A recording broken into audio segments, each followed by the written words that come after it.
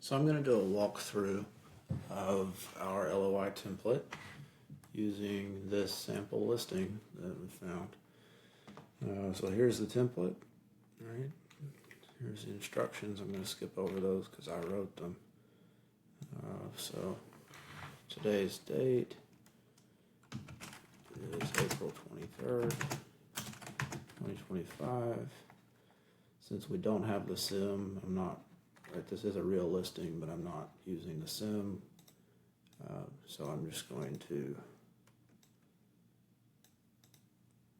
leave these as is. You would fill these in with information from the sim. So I'm going to do the same thing here, right? You would fill in the names, but I don't have the sim. Again, using a real listing, couldn't use a sim if I wanted to. So I'm the buyer, right? So I would put myself here, and you would do this even if you're using an entity. Right? You can put, if you already have the entity, you can put it here, but you can just put your name or an entity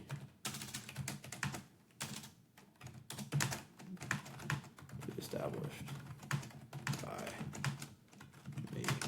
Right? We've had people ask us questions about that. You can just use this wording. A broker's going to understand. All right, so the individual name will leave, right? And the company name, again, we don't know, just from the listing. All right, so we would leave that, but you just fill that in too. Okay, so now we get to the first, and again, business name we're not going to know. So we get to the first bit here, first footnote. All right. So we're going to do this one as an asset purchase because that is how you would purchase a business like this. Likely, it is possible, right? Because we've got revenue under contract. So it is possible that this would need to be a stock purchase. We would have to see in diligence to verify those contracts. But we're going to say that it's an asset purchase, right? Which means that these will go away because we're purchasing substantially all the assets. As I record this on April 23rd, just yesterday, the SBA produced a whole bunch of changes, so these may not be as relevant in a couple of months as they are right now. But we're not doing that, so we just delete those footnotes. Okay, and then the business name. I'm just going to fill these in. I don't like this. So, pest control owner. I don't like to see highlights. I'm going to fill this in. Pest control address. All right. And then this would be Dear Mr. Owner. And you'd fill that in with the name. All right, we'll copy. Paste this here.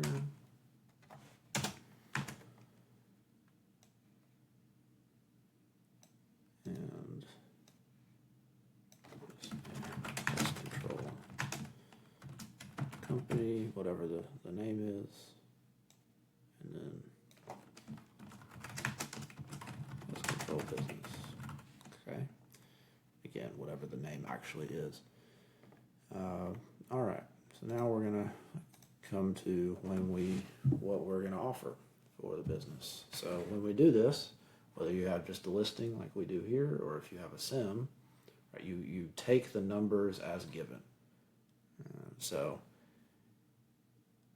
right, we just have to trust that 1.5 million is the gross revenue and 525K is the EBITDA, right? For purposes of what we're doing, we have to do that.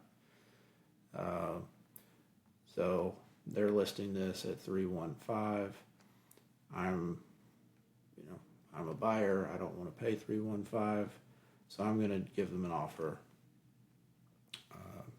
at 5x EBITDA, right? Which is, I don't know the market for these pest control businesses directly, and it depends on whether it's actually recurring revenue. they're asking for 6x EBITDA on this business. I'm going to offer them 5. Okay. So now that I've decided that, right, 5 times 525 is what? 2,625,000. And then we will say that 90% will be cash at close.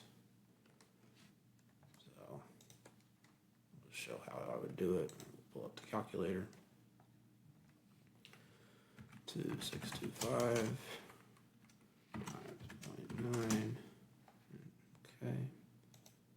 So 2,362.5.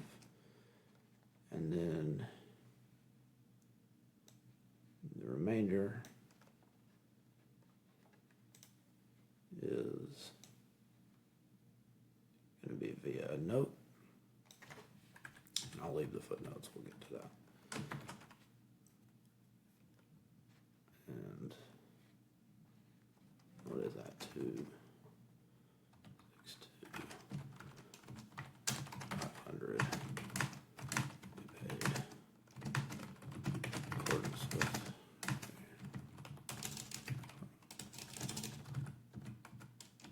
Well, will be paid via promissory note. With the following terms.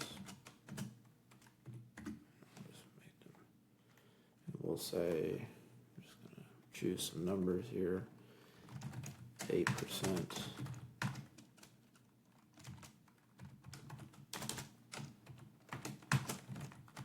interest,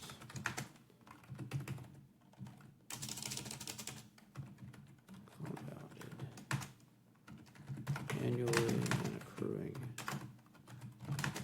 monthly. Those are kind of accounting terms, right? And what we're doing here is the footnotes. So there is no real estate as part of this transaction that we're purchasing, right? It's rent, so we don't have to worry about that. But what we're doing is interest rate term, right? So term will be 10 years. And right now we have, I guess I could have done it this way. So, well, just do it this way instead. So instead of what I did, let's do this. Just copy and paste it. That's what I should have done from the start. That's why I did it that way. So 8%.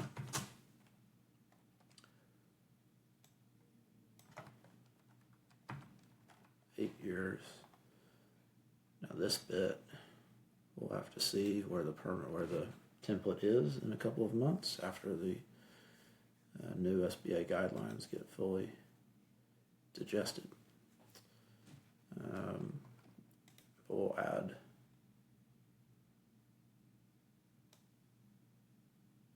a condition that gross revenues for the business must exceed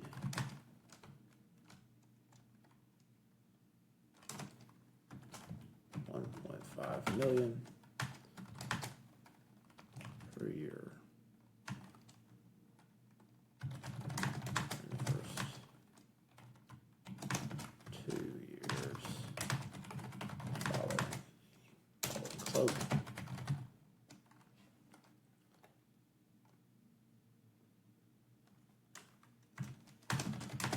In the event revenues are less than 1.5 million, then the principal of the promissory note will be reduced on a dollar for dollar basis. Right. So what we're adding there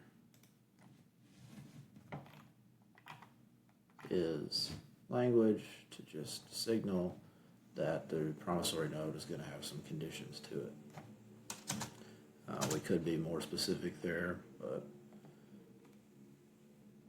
we don't really have to. So we'll just say I know that these numbers, right, are from the past year, I would assume, but we're going to say 12 months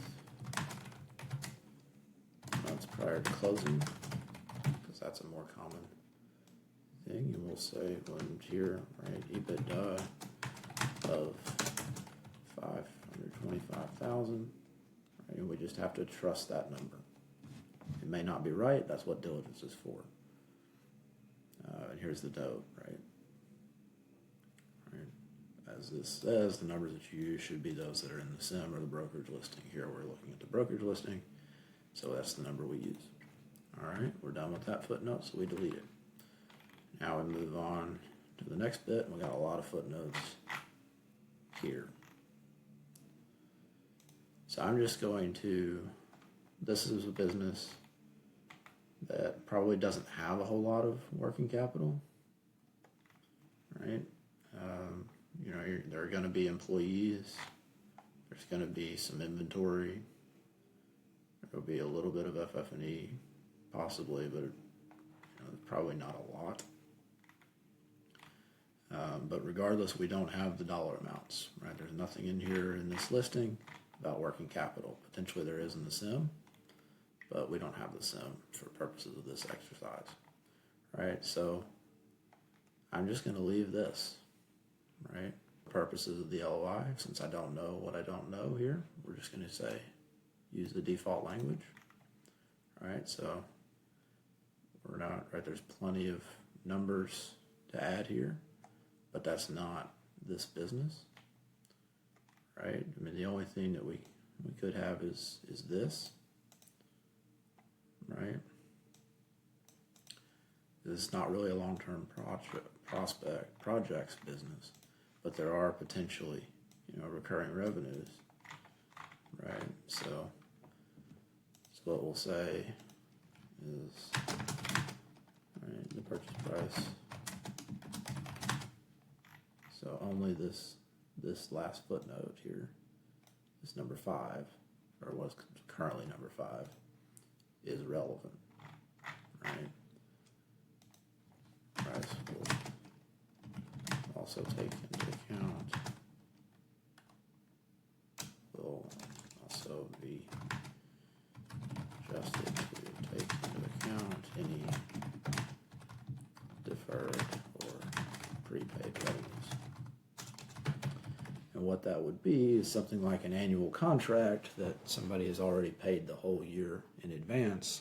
So if you buy that 3 months into the 3 months into a 12-month contract, right, you have to provide those services for 9 months, right? You would have to do pest control and landscaping on that property for 9 months, and you wouldn't get paid for it post-closing. So that's what this is meant to address. These footnotes, right, are going to be, this part is going to vary the most, other than the offer structure, just because of it's going to be different with every business. So we're done with that, and we delete. Now we keep going on to the next footnote. Okay, so now we're at the closing conditions,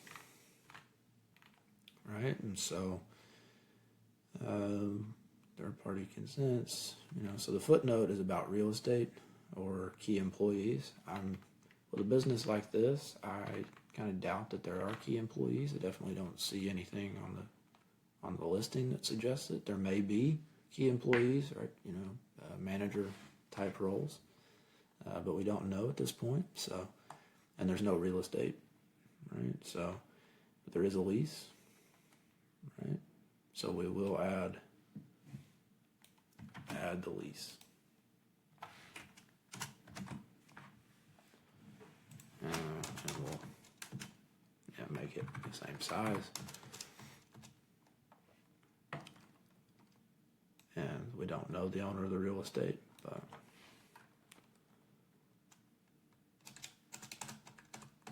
so we'll take that part out. But but we'll make it clear to the seller that we intend to kind of more or less assume the existing lease. Okay, so now we're going to delete that footnote. We've addressed it. Now on to the next footnote. All right, so this is in transition services. So the footnote mentions length of time. For a business like this, I'm going to ask for 3 months.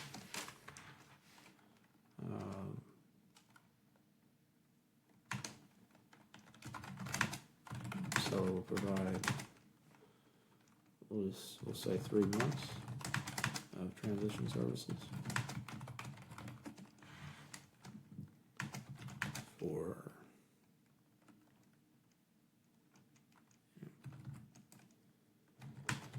we'll just say 10 hours per week, right? Normally you would kind of stair step this down so that you get more in the first month, less in the second month, and then less in the third month. But I'll just assume that it's kind of a minimal business for the purpose of this exercise. All right.